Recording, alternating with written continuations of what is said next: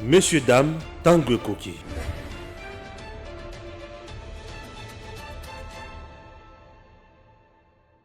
Messieurs, dames, bonjour. Nous allons faire l'analyse sur l'actualité en RDC. Une analyse approfondie, sans complaisance ni parti pris. Mais c'est dans les soucis toujours, il y a Songambo Kanabiso et Kendeliboso. Nous allons d'abord braquer ma torche Nabiso sur marche Yalamuka. Pourquoi Ngobila avait refusé la marche? Au sein de l'Union sacrée, est-ce le président Félix Tshisekedi c'est une préoccupation. Sur le plan national, marche Yalamuka est presque fiasco. Mais sur le plan international, est-ce que ça n'impacte? C'est une question, c'est une préoccupation que nous soulevons. La première thématique. La deuxième, Bakuti, dossier Nandako, il y a John Numbi. C'est bien. Mais, la famille victime, il y a Makamboana, Bazana et Tanini, au moment où je vous parle. C'est une deuxième thématique. Dans le Parlement européen, tout le monde est mondial, le côté de Makolobake, Bachaka Joseph Kabila en RDC pour contrôler RDC, Ndenge Balingaki, Ezaki le Kouta, Ezaki et Solo. Makamusu Toko Bandakoleki Sayango Boete, puisque le temps tout le Belaka, Bilokonyo Sonenge Longobani. Troisième thématique. Mais la quatrième, vous devez savoir, l'exploitation illégale et illicite, il y a un minerai Nabiso. Où en sommes-nous? Le gouvernement va dénoncer, Tiki, tout va salir quelque chose. Mais écoute, je vais te scandaliser. Plus de 161 bus abandonnés dans le côté à Kingakati. Même bon, il y a des pièces et Bima déjà. Plus d'1 million de dollars américains. Nani a Saraki Biloko on a pour détourner Missolonio sur l'État. Qui combat le président Félix Tshisekedi de l'interne, bien sûr. Là, je vois Union sacrée. Mais écoutez, aujourd'hui, le camp de Katumbi dit que Baza déjà y a Kosepela. Loi Tchani Ezali aligné dans le niveau de calendrier de session où tout ça il y a septembre. Oui, pourquoi Mbosso à Boyaki? Est-ce que motion to pétition ou babandaki ezalaki déjà pour na kolongola bonso ko tchaye pression na bakatumbiste? Les uns d'entre eux disent déjà que bazana esengo bako banda ko siéger plénière à mon côté. Pourquoi? Puisque bango il faut bazala kaka wana pour batia ba mona ndenge bakocha mobeko wana te à l'ordre du jour. Oui, mais nyonso oyo ya mutuya, c'est une bombe en termes de questions. Oui, vous devez savoir que c'est une bombe. Pourquoi? Puisque nous voulons la lumière. Et sur ce, nous recevons pour vous l'homme qui parle sans gants, l'infatigable, l'homme qui combat un combat juste. C'est pour l'intérêt du peuple congolais. Il s'appelle Etienne Kabila. Inutile de voyager, inutile de se tracasser. Arcis Style de Rêve, une boutique d'habillement et salle de mariage vient donner solution à vos inquiétudes. La boutique offre des articles de qualité 100% Turquie. La boutique dispose des robes pour mariage civil et religieux, y compris tous les accessoires, de vestes cérémoniales et de bureaux de grands messieurs, des robes de soirée et habillement de grandes dames, des chaussures basket, perpètes et mocassins hommes et dames. Arcis Style de Rêve n'a pas oublié l'habillement des tout petits de 2 ans à 16 ans. Arcis Style de Rêve livre également dans toutes les provinces de la République démocratique du Congo. Arcis Style de Rêve a des chemises de classe et tenues de conférences. Comment retrouver la boutique Arcis Style de Rêve? Elle est située sur la 8e rue Limité Industrielle, plus précisément en face du ministère Amen, sur Facebook.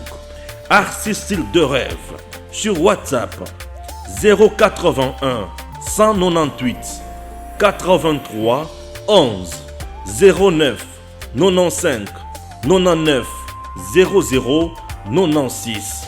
Arcis Style de Rêve, c'est la réalité dans le monde de la SAP. Arcis Style de Rêve, c'est la classe. Président Etienne Kabila, bonjour. Bonjour. Vraiment, le vrai combattant. Vraiment. L'homme qui dit des choses vraies. Félicitations, puisque na kota qui na mutumoko, moko ya responsable à reconnaître Moussa. À la Kisinga Moussa Nayo, j'étais très content et ça l'a bien makasi. Vraiment. Ouais. Et ça n'a. Non, Azaki Moko est conseiller, hein. Et Joseph, pour bien dire. Je ne peux pas citer son nom, puisque il a souhaité qu'il y ait un côté, mais il a aimé Moussa Sala. En tout cas, je suis flatté parce que ce qui quand on a besoin de c'est bien. Ouais. Il est honnête. Très bien. Voilà, je vous ai dit qu'il est au coup de Nanaï, Nazanaï, Narotine Soulien, au temps l'émission. Merci. C'est parti. Vous êtes prêts? Très bien. Très prêt. Et bien, nous allons faire sport, bien en ligne. Yo. Ah, voilà. Très bien. Voilà. Dossier d'habitude à Liboso, ils allaient à marche. Au Fayoulou à Salaki. Marche, on a l'air Fayoulou à Tché, la date il y a le 15. Batumso, on a dit que la date, on a un groupe à Mickey. Ngobila Monique pression et l'équipe, rentrée parlementaire. Ngobila lobby marche, on est installé mal sous-souté. Mais Fayoulou, on a batunaï, baboui. Mais marche, ça les quand même, na forcing. Soda, policier, fingami, pas ya Fayoulou, même le chef de l'État aussi a fingamaki, des choses un peu compliquées, va comporter ma plainte, ma camouille la cani est belé. Yo regarde na yo na ma camouille sol. Ezanine, est-ce que Félix Tshisekedi, tout na kati ya ko piéger, na kati ya union sacrée sans le savoir, où il y a quelque chose de louche. Bon, merci mon frère Stéphane. Merci sur l'invitation. Merci beaucoup. Yeah, tous disponibles temps vraiment pour tout mboka. C'est très important. Très bien. Tu informes tout, quels sont les points de vue parce que il y a tout, comprendre ma camoza ndengeni. Na landi est vraiment réseaux sociaux, ils sont vraiment saturés na makamoka ya marché à Fayoulou. So landi abazo baka fiasco na marché donc abeti mpiaka.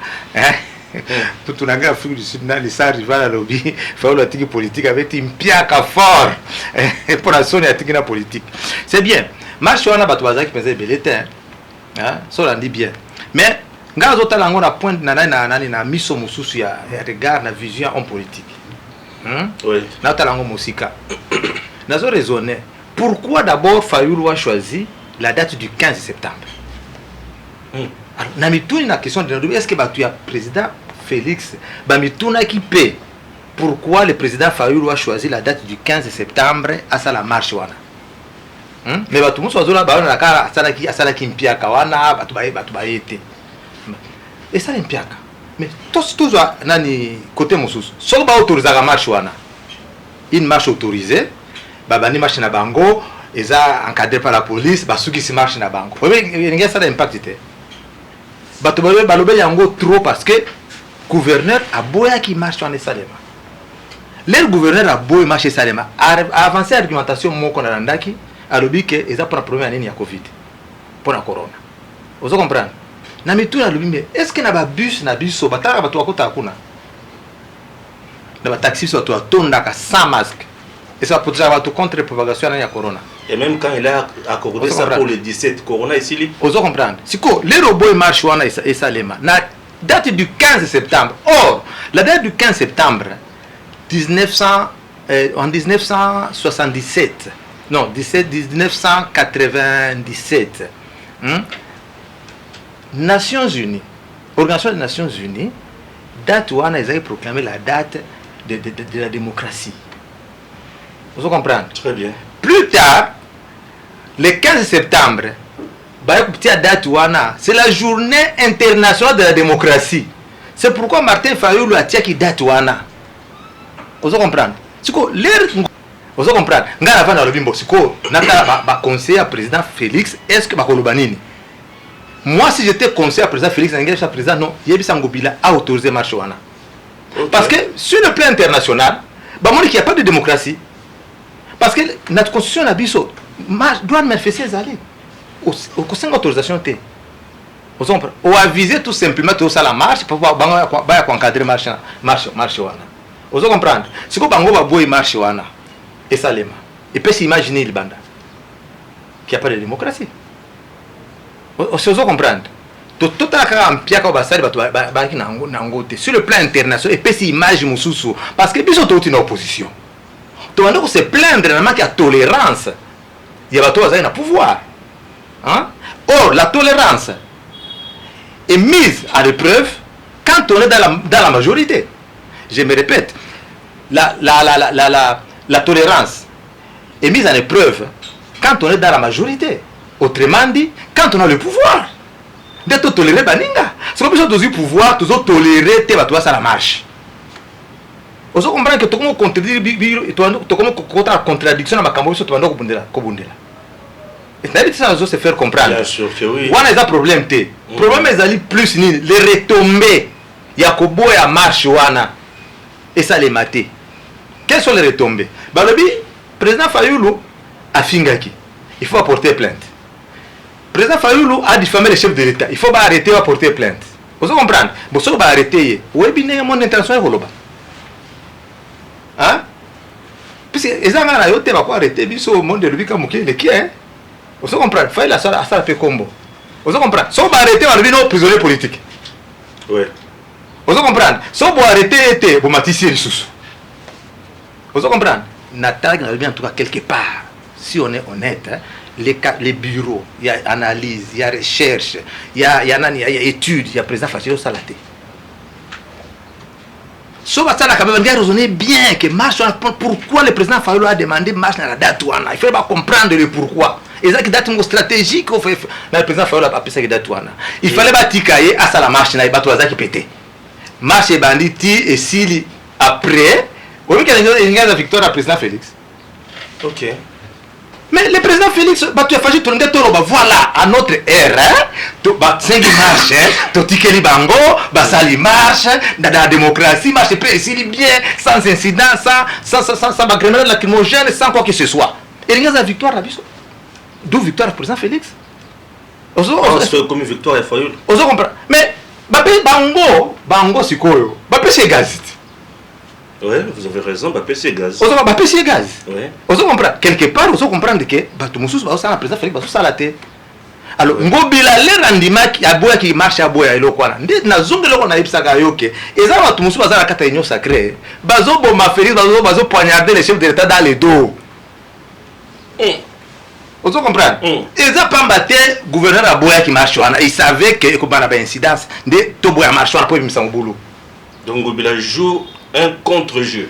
Oyebi que mon frère, tu es des personnes qui sont na comprendre bangote. Tu es opposition tu es bilokwana. Quand Hippolyte était au pouvoir, ceux qui des personnes organiser marche, opposition organiser marche, gouvernement est beau. Ça faisait la joie. Il y avait opposition. Vous comprenez? Parce que les Marocains va créer lacrymogène, il n'y a pas de démocratie. Tout comme même si biso za Liban, tout comme le Belango, il n'y a pas de démocratie. Nani manifester c'est un droit. Bazo boya. Vous comprenez? Au lieu d'autoriser marche, il y a beaucoup de pièges dans Bangouana. Vous comprenez? Alors, Batumoussous bazana baye baki na bango bien que non, toti kango marche to boya marche wana.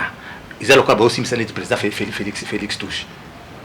Vous comprenez? Apparemment son temps on a musique. Et puis si image moka bien, ngobila sali bien boya marche wana za ba jalelo la ba fa les zangatina. Beaucoup betango. Beaucoup betama solan bondimi ango.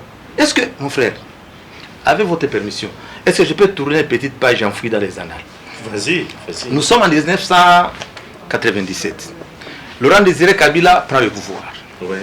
Alors, tout ça, la révolution de pardon. Bamouboutis, nous sommes au bazar qui est en prison. À Bengi Bango, sur la Bango, tout ça, la révolution, il y a pardon. On ne peut pas vous fusiller.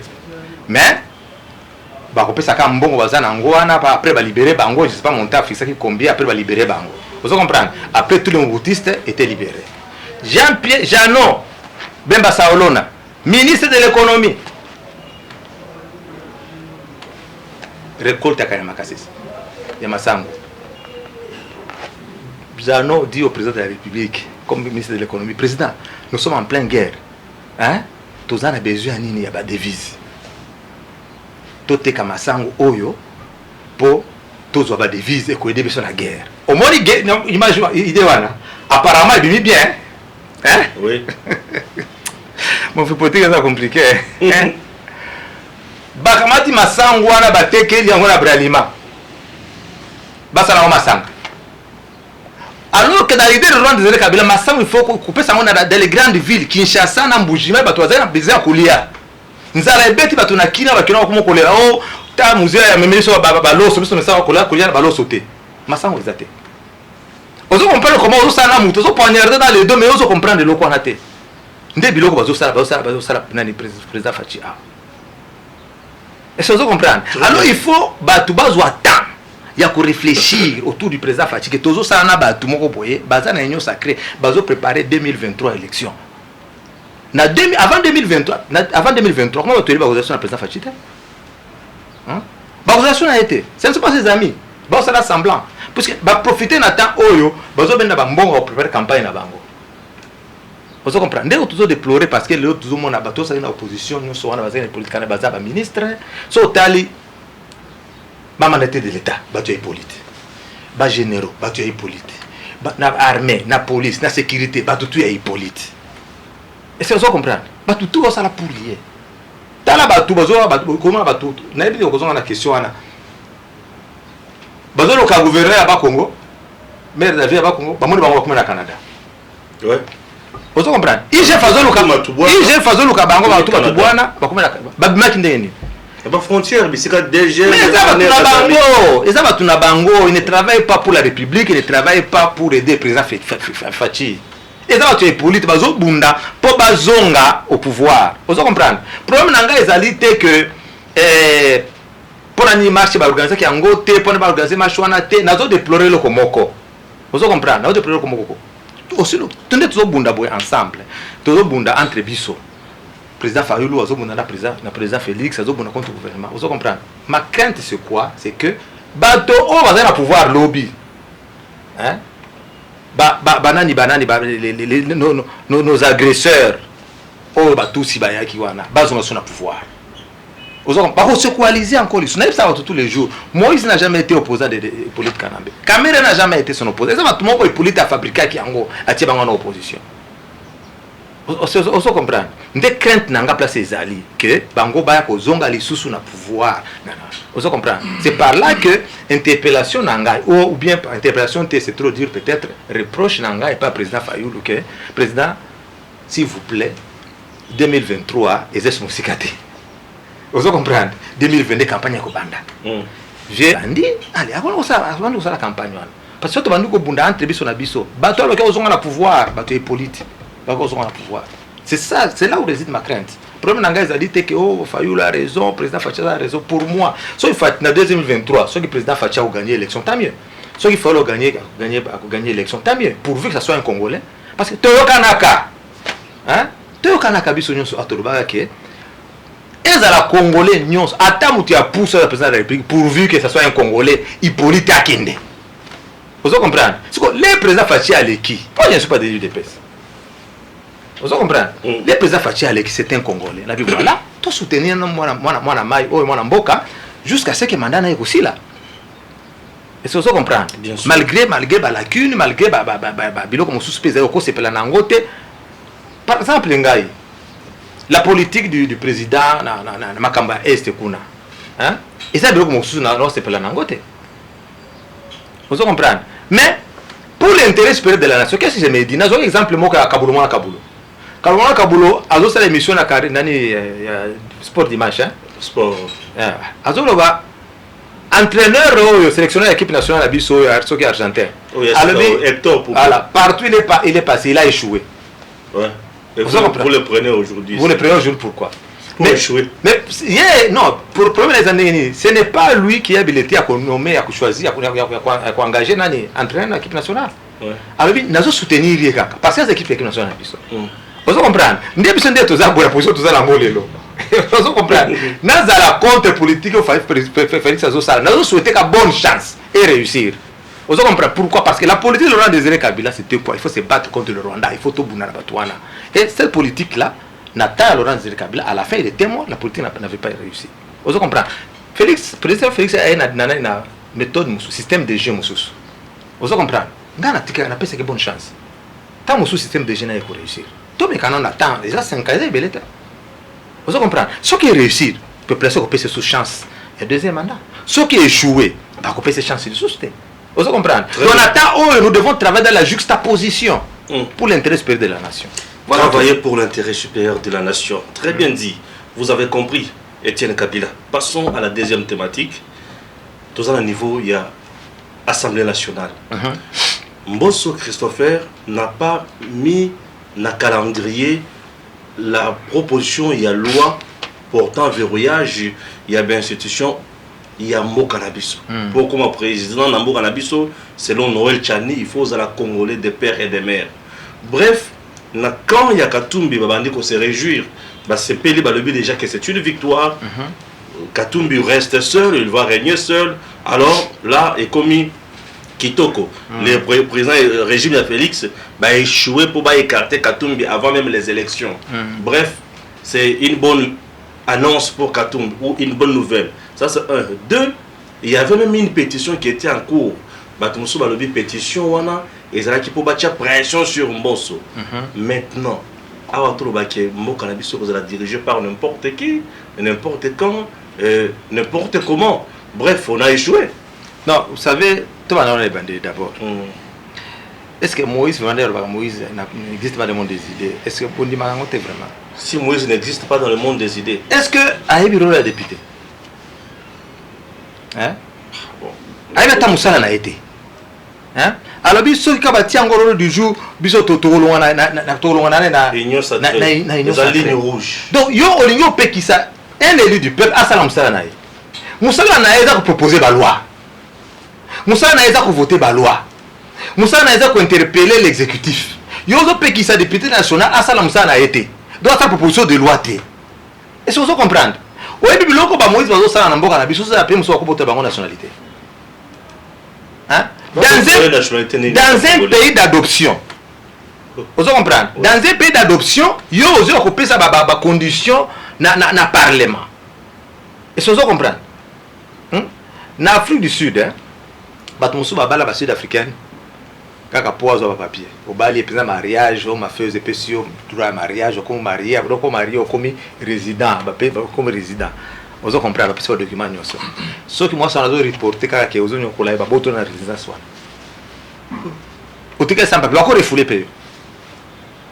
Mais dans beaucoup de pays d'Europe, ça là, bon, autour de la nationalité, c'est conduit mal.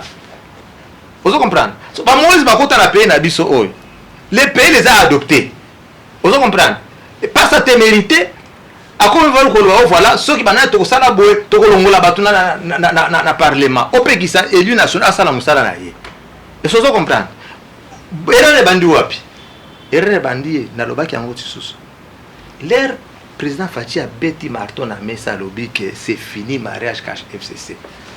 Nani yango appelle ça que président Fachi idée que voilà 8 députés vaut un ministre. Vous comprenez? Moi ils accusent ça des députés sur 71. Azu mutu makasi. Ba comment s'imposer? Non boloba ki boy, il faut tous en 8 députés, boloba ki boy avant formation au gouvernement. Et on qui pour parce que Moïse va comme la position de force. Alors parce que la position à faiblesse les baloba qui paf et s'il paf, mariage KFC ici bango tout. Ba députés na position à faiblesse. Ba no banga qui président du sous-département. Assemblée nationale bien sûr. Assemblée nationale. Est-ce que vous comprenez? Ouais. Hein? Alors ba pesi président a une idée na ya bien. Vous comprenez? Si ko bateau bazar tout autour la président de la République. N'a la personne qui président idée wa. Yani. Il y a que le 8 députés, 8 députés, un ministre. Faut un ministre. Ndé pesi bango force moi comme ça ba 8 ministres, on a 8 ministres na kati ya gouvernement, on a position de force. Vous comprenez? Ceux qui ba lobi ba longwa, au que gouvernement et en cascade. Est-ce que vous comprenez? So ba ministre na ba démission, ndé ko pesa nyosa ke ko ta mobulu. Donc, mbato za position à faiblesse, botia on a position de force. Est-ce que vous comprenez? Mon frère, Tim aza témoin. Tokena réunion politique. Hein? N'aba tuka ba auto poto wana ba ya. Ngana kuma jamana na retard. To van pendant 30 minutes sombi ba soft drink, ba sucré to zomela, to zela bango. Ba na réunion wana 30 minutes après. Retard. Bon ça va to pesa ni mbote to vandi to koma solo la wana. Taf téléphone leli. Ah, ça va, c'est là la zoya. 2 minutes après, téléphone, il dit, c'est qui au copine, on va déranger, on va tout ça, non, tout couta na. Hein? On peut aussi ça réunion. Hein? 3-4 fois, il s'est dit, ça va bien, aussi ça non réunion. Oh yo, na si ça non, na fiwana, so na silisi, na zo zongo to aussi ça. Mutu wala pim kamala na lobité. Weto kendeka to ça on comme sous réunion pour tout ça na ngwe katani. Et ça vous comprenez? Et to couta na peli souste. Tokomo okuta na paraza tokuta ni place moko bona ministère moko paraza tokuta ni place moko bona na ba conseil na bana batu bauta kipoto bakosala na pouvoir les l'autre bavandi oh ça va sikoyo oh tiens tu ne m'appelles plus tokuta une place tu m'appelles plus tu na ubengo to solution nini so kuta une place azana copine mususu so kuta mususu azana copine mususu et ça comprendre quelque part là donc on a comprendre ils ne sont pas venus aider le président Félix Tshisekedi quelque part là ils sont là uniquement dans les copines. Je vous dis que ceux qui kaka umutu bavandika alcool et le sexe azana ta réfléchir sur bah ça ta réfléchir te c'est pourquoi le sous président zobeta marteau na mesa boy pam quand chef c'est ba tout bazaki en débandade mais ba zongi sous na pouvoir soit comme sous ma casse ne ba moise ba composer sur la condition na kati na kati ya gouvernement. Péchir, qu'est-ce que Macron a dit? Hein? Si on a sali action politique oyo et le président américain a réagir ndenge nini ba conséquences aux ndenge na mboka na ngai et ça comprendre si ko et pas la biso a transformé un problème président de la République son problème président de la République parce que tout autour de lui il y a des ça ne va pas na le but est sur ça la raté mais soyons en c'est surtout la vérité té toujours des présidents de la République. Moi j'ai eu de grands amis professeurs d'université. Hein? Quand mon père était au pouvoir, il me disait Étienne, tu vois tout ce que ton père dit ici, ça ne va pas réussir. Il m'a dit non, ça va réussir. Mon cher, tout autour de lui, personne ne comprend ce qu'il dit. Donc, si je comprends bien, le président Félix Tshisekedi aujourd'hui, c'est bas matin, midi, soir, mais tout autour de lui, il n'y a pas de gens. Bon, certains ne comprennent pas ce qu'ils doivent faire. Je te dis frère, c'est pourquoi on a un communicateur, on a un musala munene. Ya koloba, ba couvrir makambo nyonso ba couvrir parce que tout là bato bazo sala personne, bazo sala musala, bazo sala bien quelque part. Vous comprenez? Alors, sikoyo nde Moïse alobi bango so basali bona ba kolonga. Est-ce que bakozonga c'est sous l'on a là il faut ça les mains. Aso bati yango ordre du jour les loté. Bako chango ta lobi. Hein? Mais dans le calendrier matière il faut pas traiter la session OESA te. Vous comprenez? So bati yango te. Député Oyo, à côté de ça, parce que loi Tchani, non, la loi Tchani a proposé, mais après ça, un député national. Oui, c'est le député de Singapour. Singapour, il faut à côté de ça, on a un bureau, non, il faut que Tchangolo du jour. C'est ça son rôle. Ndé Moussa n'a pas compris qui ça a été, Asana Moussa n'a été. Et ça, Moussa n'a été, il doit faire ça. Mais Mbosso avait même dit aussi que le calendrier est ouvert. Bakangia ou libélaté. Bakangia ou libélaté, c'est ça. C'est ce que j'ai dit que. Pour nous, il faut insister qu'il faut écouter à l'ordre du jour. Est-ce que Mbosso bangi pression il y a pétition aux gens en cours wanate? Est-ce que bato katumbi baza ko la schema pétition wanate? Ko balobi bango baza wana ba ko telemela makambo wana na kati assemblée nationale ko simbate. Et ko simbate yebi na parti politique na bango bato yebi baza na même caché que Katumbi. Et ça yemo ko kate? Même caché. Baza ebelé baza na nationalité douteuse. Hein? Yo quand c'est bato atie tout autour baké appuyer Katumbi baza tout autour ne yo quand c'est bango nyo so baza le Congolais à 100%. Et ont touché bango. Pourquoi seulement Bango ne va pas le problème dans la loi Tchani? Pourquoi seulement Bango? Qui c'est ça mauvais, c'est mouche? Vous comprenez? Mais on se doit quand même avoir respect, quand même la paix na biso. Nous devons savoir nous faire respecter quand même. Vous comprenez? Même mon président de l'Assemblée nationale, même les députés, nous devons se faire respecter que voilà, Moutou Aya Awa, ton dima qui est au commis congolais, à ma observation, c'est une injonction. Il faut savoir se faire respecter. Ngasso Nazaki Mbosso Nanga Tiango Banamoka rôle du jour. Voilà. Mais aujourd'hui, vous ne voyez pas qu'il y a peut-être commis dans ma calcul politique, il y a que le coup là Katanga, qu'on a espace Katanga, Baba Kyungo Koufi, et c'est Katumbi qui reste là. Il y a un grand leader, il y a espace Katanga. Tant que le but est pour ceux qui battent Ango, bah perdre l'électorat dans l'espace Katanga pour battre les gens frustrés. Batiana. Il y a Katumbi. Katumbi va voter jamais président Fachi. En 2023, tu vas voter Katumbi Kaka. En 2023, Moïse a côté président Fachi. Ça, il ne faut pas rêver. Katumbi a batunaye, na kana bango, baza na plan na bango, ba côté la président Fachi. Hein? Qui on va confesser que le président Fachi a perdu Katanga?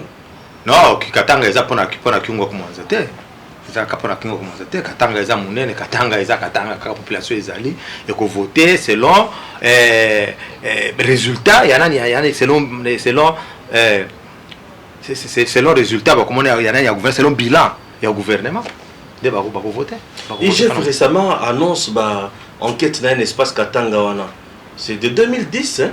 De 2010 ou de 2009. De 2007 à 2012. Oui. 41 milliards de dollars. Oh, et quand on a compte à Congo, 1 milliard. Ah bon? Il faut comprendre. 41 milliards de dollars américains. selon les chercheurs, chercheurs congolais, 41 milliards. Non, il y a gouverneur. J'ai pas de mal. Moïse était gouverneur de 2006 à 2011, si je ne m'abuse. Vous comprenez? Hein? J'espère un peu plus que. Mais, on est de 2007 à 2012. 41 milliards. Mais Congo bénéficie à 1 seul milliard. 1 milliard. Vous comprenez? 40 milliards et Kenda. Si quoi, Batouana va poser la condition que voilà, justice, c'est ça la moussa en gote, John Onumbi, Banane. Il y a autre chose belati. Vous comprenez? Bata poursuivi pourquoi? Parce que Congolais tika la kana nzala kaka. Mbongo ezana Congo. 41 milliards wana, les loso ezate. Justice il faut ça la moussa na ye. Vous comprenez? Justice il faut la Batouana. Mbongo il faut zonga la caisse à l'état, mbongo Congolais. Vous comprenez? Les problèmes sont en Angola. Tout le monde se base sur la wana, tout le monde va Hippolyte Kanambe. Si on a justice, mouton a zakuna, ça monte Hippolyte Kanambe. C'est pourquoi il faut tamiser. Développement, il faut continuer à présent Fatinde à rechercher le Coréen. Parce que bozo bokangi mutu. J'ai fallu mouton à Iba Kimbongo boy bona boy. Ije faka o Iba Kimbongo na boy. Akia pour justice mbongo zo kagate. So bozo l'État zo bénéficier nani. Na slogan kaka. Vous comprenez? Tu es belé, ça la prendre intérêt à président Fachi. N'a pas un exemple la fois dernière ici. Je ne sais pas si je peux revenir à ça.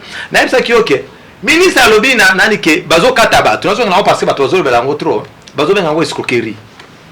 Makababa ram wana. Ram oui. Si quoi leur entreprise wana ou société ya communication. Hein? Bako mo kataba tu ba unité na bango ba crédit na bango. Et créer manque à gagner na ba compagnie wana. Pourquoi? Parce que tu vas créditer. Vous comprenez? Quand on crée manque à gagner, cela veut dire que la compagnie est vers la faillite. Vous comprenez? La cité a une escroquerie. Mon frère, la majorité des Congolais, la téléphone, Oyo, ils ont Android, ils ont WhatsApp, ils ont Facebook. Parce que les gens ont aidé le gouvernement à côté de lieu public, à côté de Wi-Fi dans lieu public. Et si vous avez un téléphone, vous avez WhatsApp, vous bénéficiez de vous avez un crédit. Vous avez avisé et qui n'a pas parlé.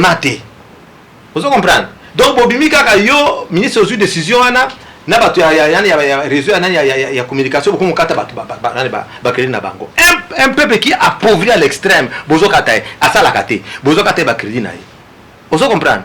Est-ce que vraiment pour bâtir Wi-Fi dans les lieux publics, il faut bango? Comment se partage la proportion de revenu national à Congo? Mbongo a 41 milliards. Il faut que Tangai Moutonaza pauvre, pauvre à l'extrême, Bokate sous unité. Oui, mais l'Okwana, Ndebiloko va causer na campagne électorale. Biloko semblé aux Mike wana. Ndi ba kobeta ngo tout na campagne électorale. O président, bali ba kino mbongo na bino, ba kata bino mbongo ba unité na bino. Ozo comprendre, c'est de l'escroquerie. Ka biloko wana ndi ba koluka ba ko isa fele président Fachi na biloko Mike. Ezo paraître Mike, eza mukete. Eza munene. Ozo comprendre. Donc cela veut dire que l'État congolais a aidé la population de l'autre côté. A appauvrir la population davantage. Très bien. Toujours le la makamuka ya katanga là parce que pendant le cambo ya Moïse hein nandé bazo menacé dans le niveau ya Assemblée nationale batikal toujours vigilant na maimatali loi chani wana pona bango lo wana et ko le kata mukete et surtout ba catholique pe balobaka que c'est une loi qui divise le peuple consort.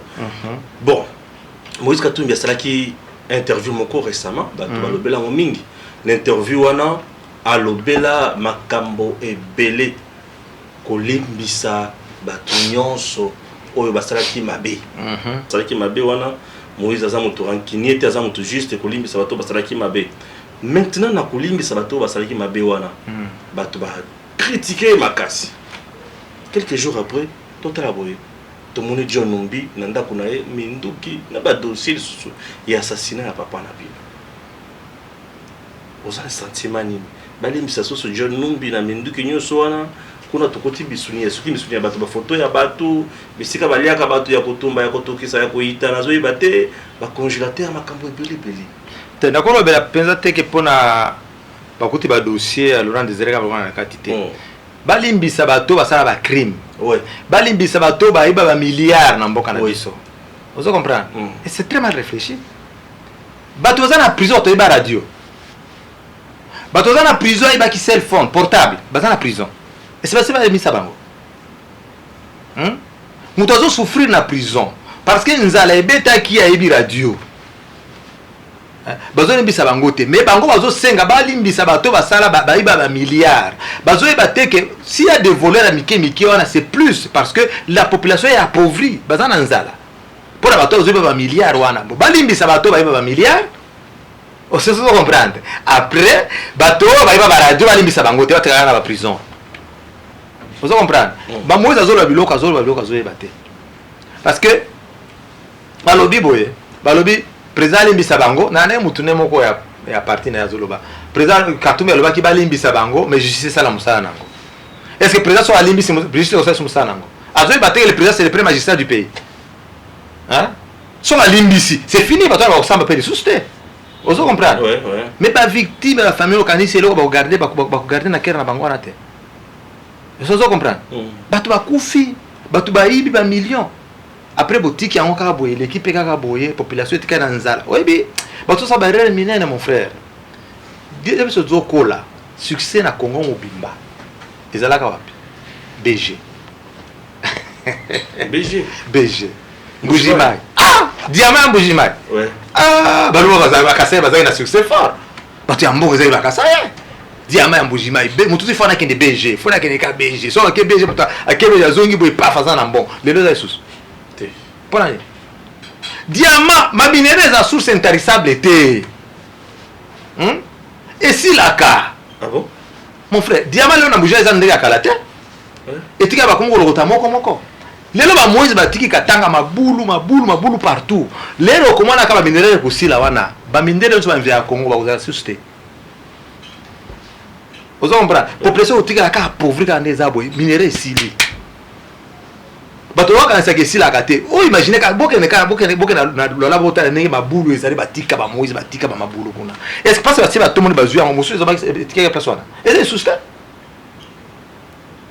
est-ce que tu comprends mais bango bazo linga siko ba ibi déjà ba milliards wana population est toujours pauvre bango ba jour na iloka ba limbisi bango au nom de la réconciliation nationale mais bato musu tika dans la pauvreté est-ce que tu comprends que ndé alubinde bolingo bango wana hein so ça na bolingo ko vraiment toi bolimbisa biso tozo msaka même auto ibaki attention utiliser thème ya koiba te nazo ngisata mwa ndambo oyo tozwaki to aider quand même population donc quand même la pauvreté au bazana ngo nde ba comment koza monter malamu oza monter malamu tika pour faire la pauvreté extrême après oza ba milliards na qu'est-ce que tu as volé ozo comprendre après balimbisa bino mon frère berere za ebele na ebisio boy sa président adibisa bango oyebi elo musu salema pour le makaba John Numina de Laurent Désiré Kabila le président de la République a signé amnistie hein mesure de grâce sur l'assassinat de Laurent Désiré Kabila vous comprenez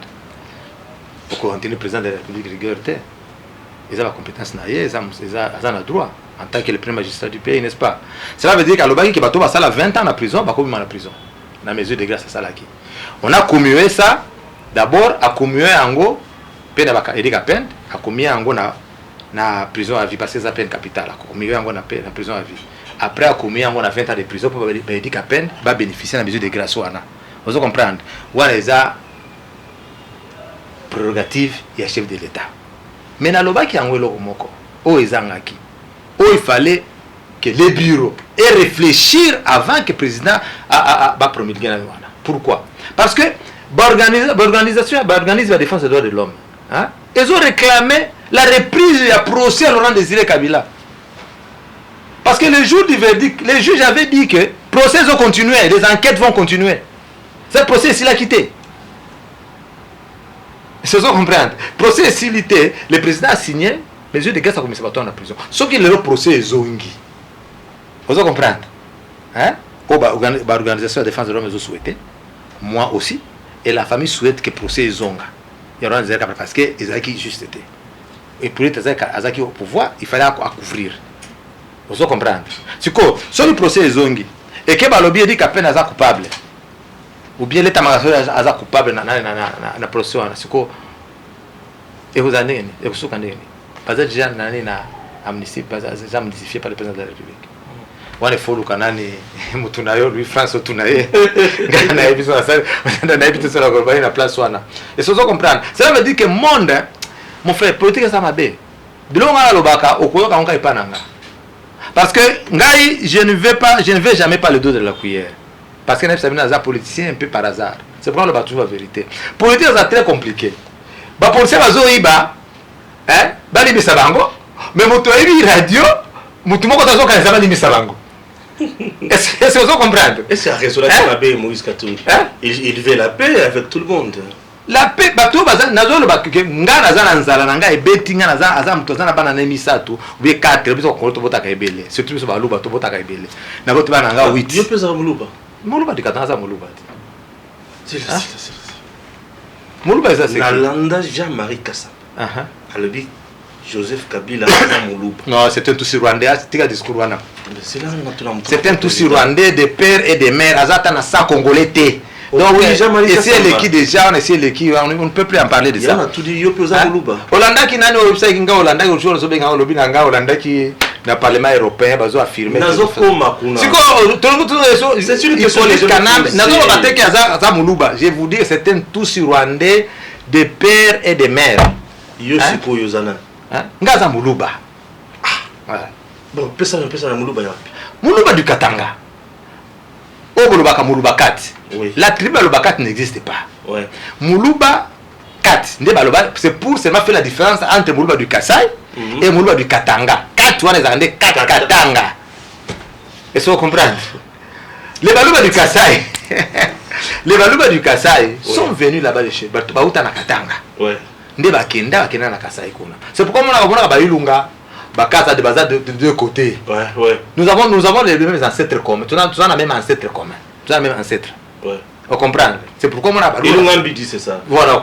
C'est comme ça baluba kenda na baluba Kasai. Koto batika baluba ya Katanga. Donc baluba ka. Vous comprenez. Alors si on occupe bien, ngana na ko appelle ça baluba 100%. Pourquoi? Parce que au moins na Katanga baluba Katanga c'était ezaki royaume. Muluba l'ancêtre ya baluba longwa bamso longwa na Katanga bakenda balanda la rivière Lukuga bakenda tina Sud Kivu ndé les premiers habitants nani bavanda na nini na Kibanga au bord du lac. Oui. Vous comprendre? C'était les baluba, la tribu de ma mère. Vous comprendre? Après année comme on a bango baluba échangeaka bako benga bango bajoba bazioba. Vous comprenez? Bazioba cela veut dire comme connu koloba parce que c'était un peuple pêcheur. Ndé bako benga nini bazioba. Mais origine bango eza baluba du Katanga bakoma ki place wana. Vous comprenez? Parce que tellement que roi wana zaki na étendue munene trop. Atie ba neve na ye akomi roi koto akomi chef coutumier koto chef coutumier na presqu'île o ba benga ngo ubwari. Ubwari ça en tout cas il va principe fait zalande ubwali. Vous comprenez? Quand le Burundais o babalaka nièce na bango moko auta kuna nde aya azaki wana ayi changer comme bakombe bango ubwari parce que banoko prononcer elle terme prononcer re o ba tushi wana nde bakomose bakombe bango ubwari so tali bien na clan wana ya baneni ya o babenga ngo ma mère est de clan ya neni ya banani babenga ngo ba bon ça va venir nde clan wana ebimisa o batu babenga bavira ozo comprendre banani bazioba eza même clan wana nde bamisa bango tout origine na bango wapi na Katanga kuna ozo comprendre c'est ça bakuti binduki na ndako ya John na lobi bakuti eso dossier ya papa na bino na kati wana ya assassinat na SCB ya SCB na bakoro ya nene bisoki ya nani oyo ya Eric Lenge ensemble siko justice au Eric Lenge peut bakaye. Bien, je le connais bien. Il est qui? Obalobaka nani. C'est là entre parenthèses na Eric Lenge ko? Hein? Et assez militaire garde présidentielle. Obalobaki azaka yende azaka mobali ya nani ya Olive Lembe. O luwana nzela wana te par hasard. Yani.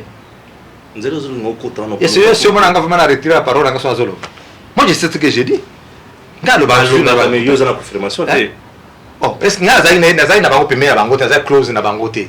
Vous comprenez? Na est-ce ano balobaka ki azaka moi c'est Eric Lenge. C'est tout à fait normal Joseph Azai mobali ya liboso te. Joseph la Azai na moi c'est tout si o babotere bana ya liboso azai amana ko ya pena na Congo. Hein? Otana bana aboto asani. Hein? Oh moi c'est liboso je sais liboso. C'est là tout si rwandaise. Hein? Avant que tu vas vendre nana oyo nani Olive Lembe. Vous comprenez?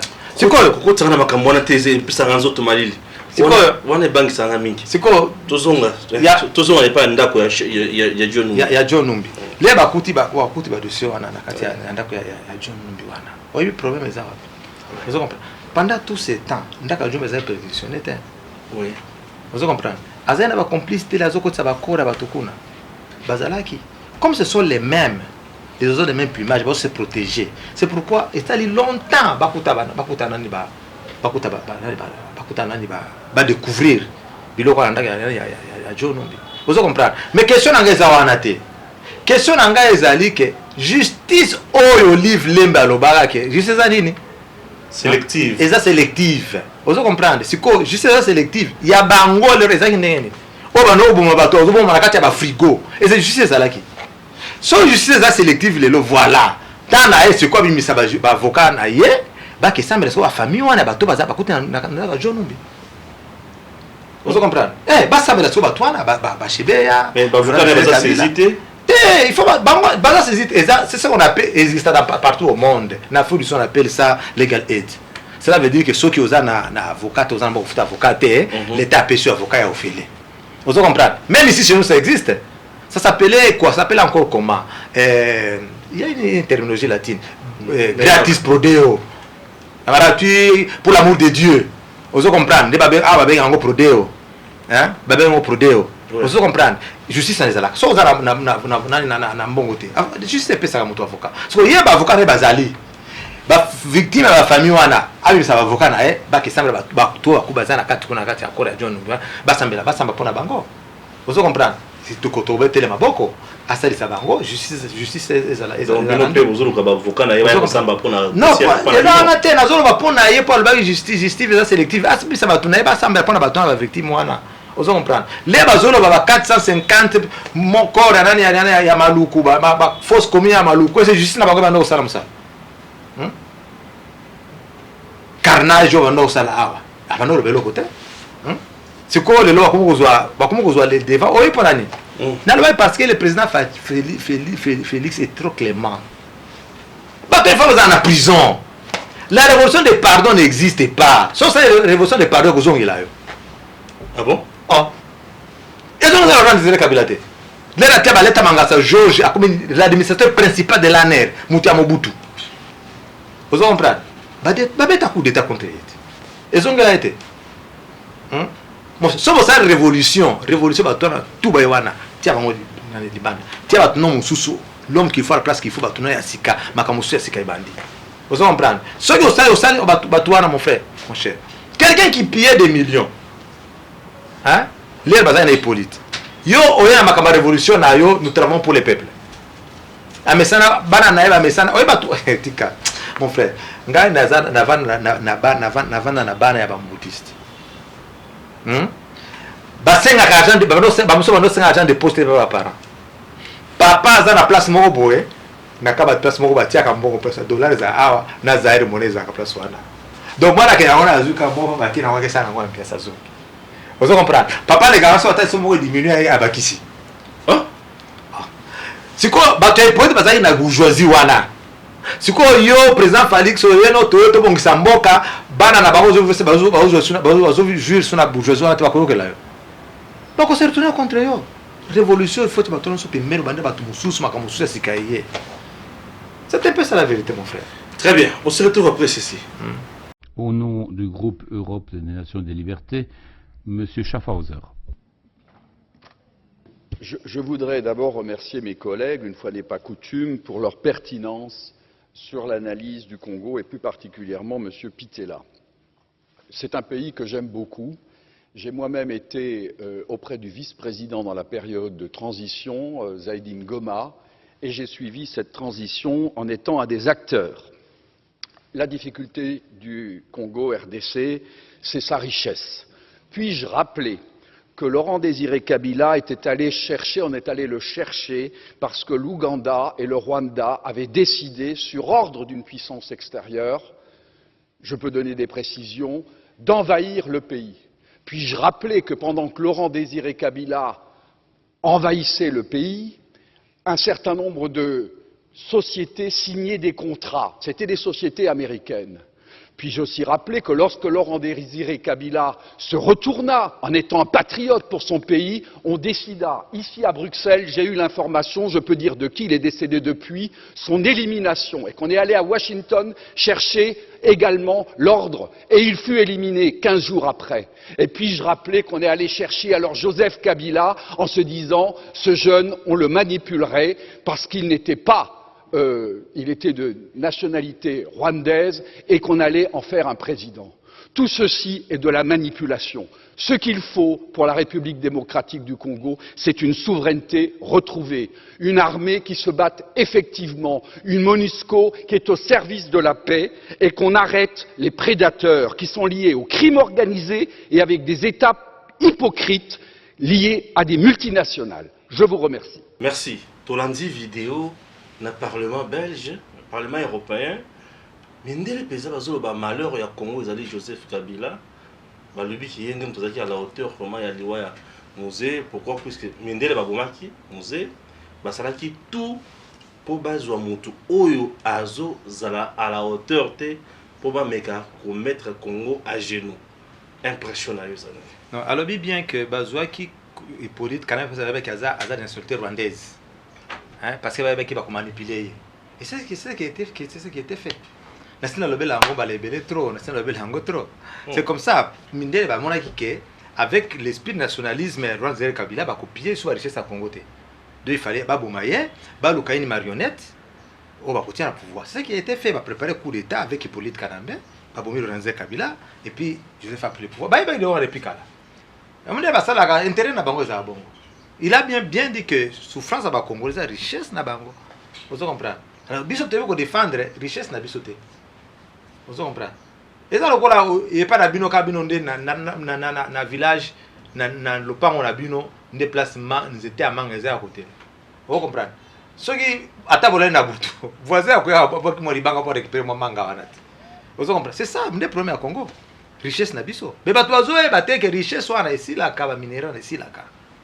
Ici là hein ici là comme ça dit ici li paf eza isusute bobongisa mboka te botonga mboka te bosala eloko mokote botika na nini siko. C'est ça le malheur à Congo.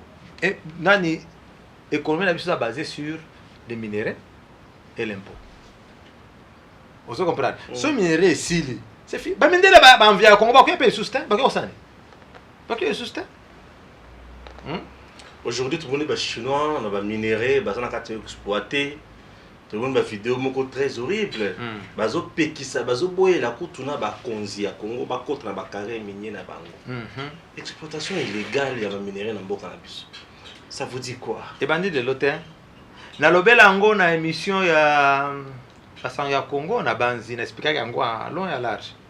Et pas votre confrère les jeunes frères ici Armand. Oebi na Minembwe. Baza na aérodrome. Minembwe c'est un aérodrome. Minembwe, c'est un aérodrome. Je sais de quoi je parle. Bien construit. Petit porteur Longwaka Rwanda est atterrir na Minembwe. Au vu et au su de toutes les autorités politico-militaires yamboka na biso. Vous comprenez? Na lobaka ngo kala kutu ezaka kutu avant ba état de siège salema. Na ba aérodrome ezaki belé na Ituri.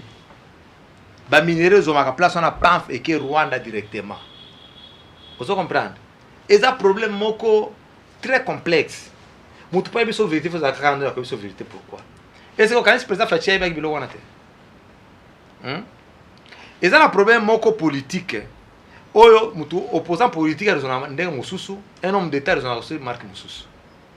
Comprendre? Ce qu'on expliquait président Fachi et l'Okwana, opposant à Yoki et l'Okwana, le gouvernement est irresponsable, le président ne fait absolument rien. Besoin de minéraux, nabiso qui est na Rwanda, ça bon aboy, vous comprenez?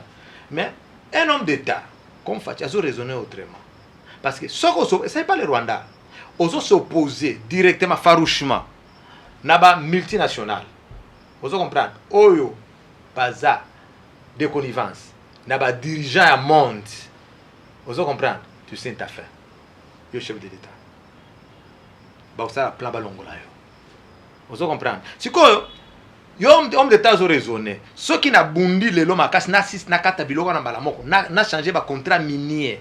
oh ils na katanga partout ma contrat minier tous en Angola les sont na ba chinois na ba américain na ba ni baza na ba contrat on a changé instantanément homme d'état a réfléchi comme Fachi réfléchit il s'est dit conséquences aux alandengeni conséquences aux alandengeni so ba longolenga na pouvoir Congo a besoin de sombrer les sous tant sous les imposteurs ba kozonga na pouvoir vous comprendre il faut à réfléchir en politiquement, il faut réfléchir à la diplomatie, il faut réfléchir mûrement avant de poser action non politique pour contrecarrer Biloko. Vous comprenez? Mais homme d'État, homme politique, ça me langage na opposition au condamné en balamoko. Mais quand tu passes au pouvoir, il faut réfléchir aux conséquences aux endingeni. Laurent Gabla s'est opposé. Vous comprenez? Alors tout ce qui est ici, tout ce qui est congolais, sont les sous-richesses des congolais. Sous Kanango, ça c'est babomie. Vous comprenez? Félix a eu un contrat minier, c'est contrat des illégaux. Un contrat léoné, on a il faut ici. Et c'est ça, c'est ça, on va la moko.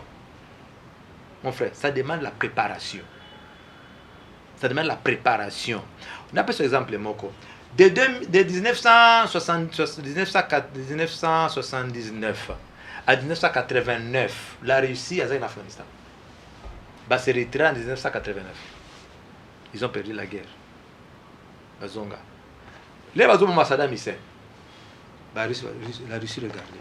Les Bazonga Saddam Kadhafi. La Russie regardait. Guerre à Syrie. Russie à côté. Il a sauvé la peau du président syrien, Assad. La Russie a gagné la guerre. Pourquoi? Ils ont pris le temps de se préparer. Vous comprenez?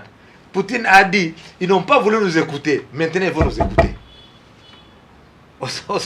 Voilà un état. C'est comme ça que comment on a se préparer à Biloko Ana. Exactement l'autre langue na tonga pour dire guerre contre le Rwanda. Même Jésus-Christ a dit que ce général a préparé l'armée à attaquer l'armée sans qu'il y ait une force adversaire. Yo za opposition on va en tout cas Biloko Ana comment minerai na biso bazo de raffiner na Rwanda. Président Félix a ça eloko mon côté. Ozo comprendre Biloko to no connaît comment ça eloko Ana parce que tu es dans l'opposition. Ozo comprendre. Est-ce que l'armée na biso après est-ce que la population a déjà préparé pour une guerre contre l'Occident, contre les multinationales? Vous comprenez? Nous devons contrecarrer Biloko wana nyonso ya nani ya minerai qui est sukunate, Russie Congo et bénéficier na Congolais, il faut se préparer. Ce que moi je déplore c'est quoi? Préparation mo tezo salema. On ne prépare pas notre armée. Budget armée c'est ça combien? Budget armé va pays organisé du monde. C'est un monnaie armé. Parce que si vous voulez vous faire respecter, il faut être fort. Vous comprenez? On ne négocie jamais dans une position de faiblesse. Laurent Désiré Kabila a joué en Afdel. A joué Uvira, Bukavu, Goma, a tenu une négociation à Kinshasa. Le gouvernement de Kinshasa de avait refusé. On ne peut pas négocier avec un rebelle. Vous comprenez? Quand Laurent Kabila est arrivé ici à Kenge, ou bien à Kikwit, Monsieur Mobutu.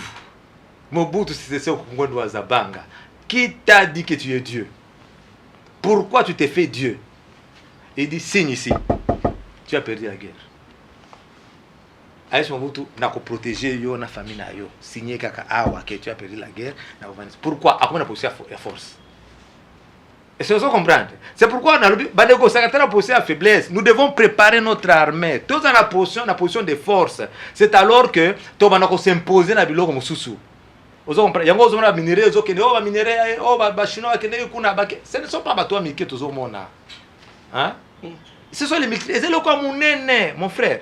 Occident, bah ça va président ne toujours l'ambition d'habitude athée. Bah ça président de la République clair. Le président africain bah ça va clair. Bah ça paye Assad. Les aboyi nani gaz et par la Syrie. Bah ça peut provoquer la guerre contre Assad.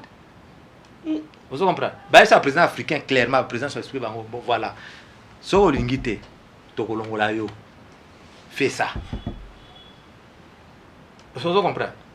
Mon frère, Mobutu le marchand Mobutu qu'est-ce qu'il a dit? Mobutu a l'obake le contentieux belgo-zaïrois. Il faut que Belge va payer sa biso mbongo so apia le pôle de Aïba mbongo na biso on il faut zongisa. Contentieux belgo-zaïrois. Mobutu a préparé maître Kamanda wa Kamanda. Maître Nyime Maïdi Kangimbi.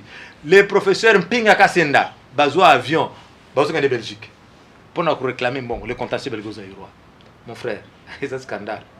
Bamati na avion, na Butu, on comment la tombe la pote na Belgique, na Butu avec Mobutu. Balobi, où c'est le pouvoir, où c'est le contentieux. Mais par contre, la Belgique, la netose là-bas, comme on a ça, c'est le débat contradictoire avec les journalistes. Hein? Comme Bazeron, ça va donc s'attendre que y a un débat ou le entre les officiels zaïrois et les officiels belges. Qu'est-ce que le débat contradictoire avec les journalistes? Qu'est-ce que réclamer sur les contentieux? Parce que c'est tout clair, où c'est le contentieux, où c'est le pouvoir. Si on a le pouvoir, tu as un contentieux. Vous comprenez? Alors, ceux qui ont un homme d'État, les politiciens, ils vont dire la vérité. Ils vont expliquer que les gens ont force, ils vont comment côté pour les na pouvoir. Mais si on a le pouvoir, la pression va nous avoir. Vous pensez que Chinois au bazar na carré minier na est c'est mal bango ça grande puissance. Mais les multinationales, des bazar c'est ma quoi na. Hein? La grande puissance bazar na la solution à il faut se préparer. L'État faut se préparer. Bon, nous préparer nous malin, beaucoup comme il faut économiquement. C'est comme ça que tu vas comment à niveau à s'imposer. Vous comprenez? Si vous avez petit, vous s'imposer t'es. Vous avez poussé faible, tu ne peux pas t'imposer. Vous comprenez? Nous avons des à faire, nous avons par exemple, nous avons des à faire. Les ont préparé armée. Nanani na on préparé nani. Tu vas nous ça ba arme, fabrique na Corée du Nord. Ah nanani na Katanga Kolwezi. Hein? Bah Américain va t'aller en satellite. Bah t'aller en satellite. Bah Ibis Laurent, arrête ça. Bah coréen. Bah visa na ville l'obité, l'obité au bêta bombe à 12 heures. Bon c'est tout gâté. Bah bêta bombe moko tout et matin il m'a le cola nani c'est encore champignon hein. Le champignon. Bombe qui est bah kanga nani moi nyose kanga mana eloko wana. Mon frère. Bah brûler banane bah satellite nuance américaine ils ont mal le côté bah ils arrête ça parce qu'ils peuvent fabriquer des armes là-bas pour attaquer le Rwanda ndé bah arme yo nani Eduardo Amekaka contre sa vimbi perdre le territoire rebelle ils ont armes fabriquées en RDC ils ont fabriqué en RDC on va américain va expliquer il faut arrêter ça tika biloko wana bah so tika monter to kolongola pouvoir tika bah il ça tout clair mon frère c'est pourquoi on a babilo comme sunga na tala babilo kana otala ba na président Fachina lobi to tika no système de jeu na wana tango monsieur ko réussir to souhaiter bonne chance ils ont intérêt à Congo mais si vous expliquer en tout cas te mon asala ke loko wana ils ont be président Fachina ça le côté ba minéraux va que ça on a Rwanda est-ce que Rwanda ndazo semba azo imposer biso hein il y a une main noire derrière le Rwanda. Vous comprenez? Et ça la diplomatie ma casse pour changer. Pourquoi ba ça la ngote ba ko rafiner on na Congo et ko pesa payer emploi et ko créer emploi na Congo. Par exemple. Vous comprenez? Nous devons nous préparer. Surtout ningi mboka na biso, mais tozo bunda entre biso na biso za trop divisé. Vous comprenez? Ba pays mususu, so qui est intérêt national, ba to bazaka together, baza ensemble. Vous comprenez? Botali ba kamte wana entre les intérêts national, boza ensemble. Mais biso so na le kina pouvoir te. Tu dis n'importe quoi. Vous comprenez? Il y a un minéraux, un biloka, un minéraux, un Rwanda, monsieur Zalibo, Katanga, bazo, tilelo. Na ba sa révision, il y a nani te. Révision, il y a nani ba contrat minier te. Vous comprenez? Et comme il y a 2 ans et demi. Pourquoi? Vous gagnez ces amis ça fait. Oh mon frère. Très bien. Le président ça donné non tous on a oui, je vais terminer par là. Non, il y a encore des choses à vous poser. Le président Pascal Issoua. L'air à négocier le contrat à pétrole na Elf. Allons on va pouvoir te. Hein? Allons quoi? Intérêt ba français kuna za Elf ça il faut bon il faut écouter kuna a changer contrat d'habiter to bénéficier l'autre côté a changer et comment on a bénéficié il y a congolais. Donc il expliquait ça clair que les Congo de Sassou Nguesso avant parce que les Souba hein le gouvernement n'était même pas en mesure de savoir combien de barils de pétrole les Français bazouakana. Vous comprenez? Les raïs comment contrôler en gros piloko na nyonso. Sous kaso ezaki nini? Ibanda. Alors on a pouvoir. Vous comprenez? Cela veut dire que les politiciens peut-être population est bien côté, mais les politiciens est bien encore. Vous comprenez? Nous devons bisogno sur photo sangana. Tout le monde a pas na biso poto to comme fort de te libérer C'est pourquoi moi qui ne suis pas de l'île de Pes, je soutenir le président Fachi. Et ça pour l'intérêt supérieur de la nation. Touti Mosika, touti na occupation. Nano isilité, nous avons gagné une bataille. Nous avons intérêt de soutenir notre frère. Hein? Pour occuper, on a besoin de son pouvoir. C'est ça ma crainte. Voilà la vérité. Voilà une vérité. Ah oui, c'est la vérité qui doit libérer le peuple congolais et libérer le Congo. Voilà, ça nous fait énormément du bien. Reportage Moussou Sueza Awa, tout la naonal. Le ministre des Transports, Voies de Communication et des Désenclavements, Chérubin Okende, a effectué le jeudi 16 septembre 2021 une descente dans la commune de Lansele. Il était accompagné de l'équipe dirigeante des Transco. Chérubin Okende a fait une découverte des 161 bus de marque Mercedes alloués à Transco dans le premier lot, abandonnés dans 2 concessions privées situées à la 3e rue Nouvelle Cité. Déplacés depuis l'arrivée des 440 nouveaux bus, ces véhicules sont à ce jour dans un état déplorable. Pourtant, selon la nouvelle équipe dirigeante des Transco, $1 million avaient été décaissés par le gouvernement pour les réparer. En soi, nous avons envoyé pour gérer l'entreprise dans une période de crise. Et parmi les constats catastrophiques que nous avons eu à faire, c'est notamment le stockage ou le cantonnement de ces 161 bus sans motif quelconque. On les a même emmenés alors qu'il n'y avait pas de grosses pannes. Mais le constat est malheureux, tel qu'il y en a qui n'ont plus de moteur, qui n'ont plus de pièces essentielles. Voilà pourquoi, en tant que gestionnaire, nous avons une autorité de tutelle. Nous l'avons appelé pour qu'il vienne voir le constat que nous avons fait et qu'il rapporte à qui de droit. Pour Chérubin Okende, l'état dans lequel se trouvent ces bus est un sabotage des efforts de l'État. Il y a des criminels qui méritent d'être vraiment mis hors d'état de nuire à la République. Ici, nous venons de faire le constat de 161 bus cannibalisés, sabotés pour décourager l'effort du gouvernement. Il faut noter qu'il y avait même de l'argent qui est sorti du trésor public pour réhabiliter ces bus, mais tout cela, Dieu seul sait où est-ce qu'on a destiné. Voilà pourquoi nous sommes très déterminés à établir les responsabilités pour que ceux qui seront reconnus coupables, répondent de leurs actes devant les juridictions. On ne peut plus continuer à saboter l'action du gouvernement, l'action de l'État, en restant de notre côté indifférents. Donc voilà, c'est avec beaucoup d'amertume que nous venons, le vice-ministre et moi-même, de constater ce gâchis. Et en suivant les orientations du chef de l'État, nous devons tout faire pour mettre tous ceux qui nuisent à l'épanouissement de la République hors d'état de nuire. À son retour, Chérubin Okende s'est rendu à la direction générale des Transco. Ici, le ministre a visité au total 43 bus Mercedes réparés par la nouvelle équipe dirigeante, dont une partie sert déjà au transport urbain. Le ministre a également procédé à la remise symbolique des nouvelles tenues de travail acquises par les nouveaux dirigeants pour les techniciens. Le ministre a, avant de quitter les installations des Transco, exhorté les agents à un travail responsable. 161 bus abandonnés. Mbongo et Bima, c'est combien de dossiers en Mozambique? C'est trop, très, très drôle.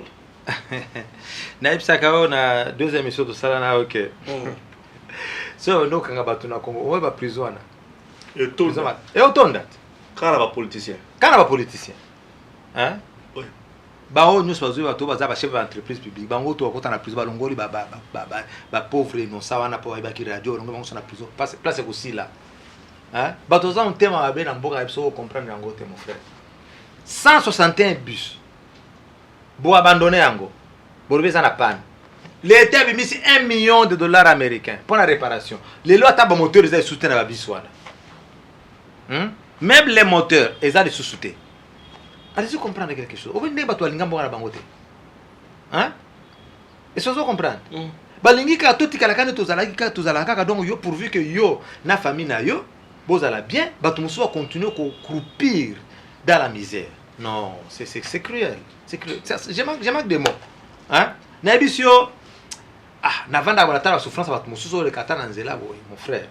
Oye bien na kota supermarché te. Pourquoi? Non, sur la cause du supermarché, au vu panier. Hein? O sama biloko, o tia na panier na yo.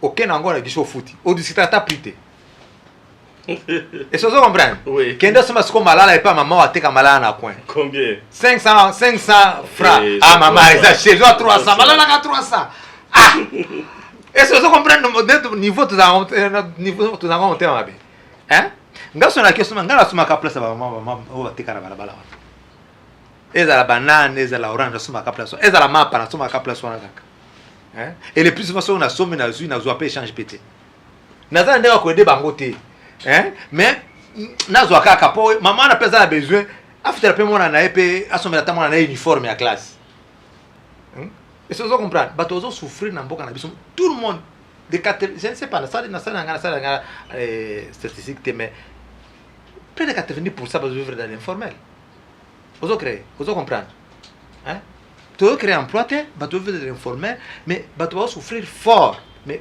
imagine toi bus oyo il faut y bato et ça crée so bobo qui ba bus et ça pour créer peu emploi mais batiki yango siyama hein mais bato ce sont des criminels pour ça le crime bato il faut pas juger bango ezate que ça crime économique na ce sont des vrais criminels hein mais bato ngande oh bon ils va pardonner bango pardonner bango kaka hein au nom de la réconciliation nationale. Dernière question, plainte au niveau de CPI, il y a la victime, il y a Kamwana Sampolo, Hollandi de Kamwana. Ah, bah frère. Déposer plainte contre Joseph Kabila. Bah plainte wana nani mon cher, aussi va prisonnier nani ya cour pénale va souffrir à vous comprenez? Et quand on a cour pénale pourquoi pas plainte dans la Congo? Hein? Justice à Congo ça là msate. Ba porter bango plainte awa ba sala ke pena prison makala ah to mane ba tumsa souffrir na prison makala ke ba ke na cour pénale internationale ba to va souffrir kuna te et puis so ba kangi okuna lelo ko yo mo choisir 3 pays place mo ke vanda ba vanda la banda ba bango za ko les surveiller hein et ça là le côté cour pénale internationale wana mon frère ba samba ah bo mo ba tu ah ba sambi ah na Congo ba ke na prison tala ba prisonnier ko ça ba tu ba caméra na prison et ça prison te et ça comme tu vas na résidence surveiller au sommet na mutu na prison moi c'est na visiter na prison au sommet na mutu azoke kata mubaya na yesu ki na prison hein ça c'est ba kata rappel la prison sur l'île mon frère na prison place so za na ba cellule ba criminel za na cellule na yo et za na place ya visite parce que ta ba na visite vous comprendre mais ah et pas na biso moi si na yazo longa oh ba politicien so ba PDG ba cellule na bango ya minene za ba chambre. Vous comprenez? Azana la télévision naie, azana portable naie. Moi, si nous visiter Kuna, c'est possible de faire même l'amour là-bas. C'est possible, hein? Est-ce que vous comprenez? Azana libre. Est-ce qu'il est en prison? C'est pas ça la prison. Hein? Non, mais il est privé de ses mouvements. Non, c'est pas ça la prison. On va les gens surveillés, en quelque sorte. C'est pas ça la prison, hein? Prison va priver de liberté na yo mais tu as le dos ça la sexe na moi sinon la carte après au lobby qui à la prison il n'est pas en prison hein parce que on est en prison à la Pretoria qu'on a la prison vous comprenez donc ça na mutu vite les awana liboso ne boso na eboye bati microphone pas na boso na wana des visites vous comprenez to kata biso na kati to kata na biso na biso de kata na suki kuna na kata prison ba prisonnier ezate ke o place mo na kutopesa ni mbote na visiteur ezate. Vous comprenez? Place de visite ça qu'on a libanda kuna. Yo oza na prison awa moi c'est au tala on a ba côté na prison bo solo là bo c'est qui n'est tatouage de temps vendre après vous footballier bo ça tout ce que vous pouvez faire vous êtes libre après na portable. Ba privé ni siko. Na téléphone portable ba privé ni siko. Ba le côté. Et la prison té ba banani ba ke ba kawana nyoso ba ya na Congo muta abomai ba tuna kati ya Congo. O kama na sample. O banani ba force commune ya maluku ba ba samba awa. O les fidèles bunu ya Congo ba bomai politique kana ba boma awa. Ozo comprendre asambi awa. Ba ke prison awa. Soka azaki non ça ba libérer. Voilà. Voilà. J'espère que pour ici aux unions sur les alaki na ordre du jour na biso ya mokolo lelo mutu na suka ezali yake descente dans l'académie batukuna ka mingi te fa kutana na yo bosolola okuta pe ba famille kamala muninga na moko ya bomwana benga kanga atungisa mingi c'était le nom qui oh Mars Marcel abenga atungisa mingi na yoko pesa numéro na pesio ya quand même benga qui La PSA numéro, n'est-ce pas? Donc c'est un peu ça. Auti Kalemi, tu seras na écoute na tombe tout ça sous les lots. Ouais. Anga Marcel. Voilà. C'était un ami d'enfance. Voilà, tu bano tabane ensemble, tu kola ensemble. Bon, au moins bon, nazo kene kana Kalemi te. OK, kana Kalemi te. Na okene na ozo banda d'abord na Lubumbashi, Léo Katanga, après OK Lualaba. Après Lualaba, na commencé na Tanganyika. Kalemi. Kalemi là c'est là où j'ai grandi. Nde bato liboso bana obenganga so alonga na Kalemi na ke Olomami on comprend Olomami so asisi Olomami na ke siko Sud Kivu Olomami chef lieu na zanani eza Kamina OK c'est le Kamina na ke ala so na ke kuna na so longwana nde na ke siko Sud Kivu na osala Uvira Fizi ba côté so botambola par train ou so par motuka wapi na nani na te de Kalemi à Fizi de Kalemi à Sud Kivu na kozwa Kalemi okozwa avion OK Goma mais ngana kozwa siko bateau na kolonga Kalemi na kiti na Uvira parce que je vais commencer par Uvira Kalemi bateau ozokatama ni là le lac Tanganyika lac Tanganyika parce que nzela mituka eza bien te na kozwa bateau na kiti na Uvira je vais faire Uvira Fizi après Fizi na ke Bukavu mais je devais aussi arriver na nani na Nord Kivu. Mais Nord Kivu eza province mo compliqué Nord Kivu Nord Kivu eza na nani rébellion te Nord Kivu eza na nani makambo nani ya état de siège na kuzoka avion na zone ya Kinshasa on est la première étape deuxième étape c'est que zone ya Kinshasa na ke sous Kalemi après na ke Kindu après Kindu na ke siko na Kisangani eza makambo rébellion te eza stratégie nanga place on doit préparer élection 2023 on préparer électorat 2023 ndé la place oyo nga na osala campagne na so préparer obongisa po na sala campagne nga donc les 4 provinces du Katanga je vais prendre le Sud Kivu je vais prendre le Nord Kivu les Maniema et puis na Kindi pe na l'ancienne grande province orientale c'était très bien voilà merci beaucoup. Ces derniers temps nous disons abonnez-vous massivement, OK, partagez également nos liens et surtout nous devons continuer à décourager la civilisation de la lutte contre le meilleur dans notre pays, car la RDC a besoin de se développer. À très bientôt.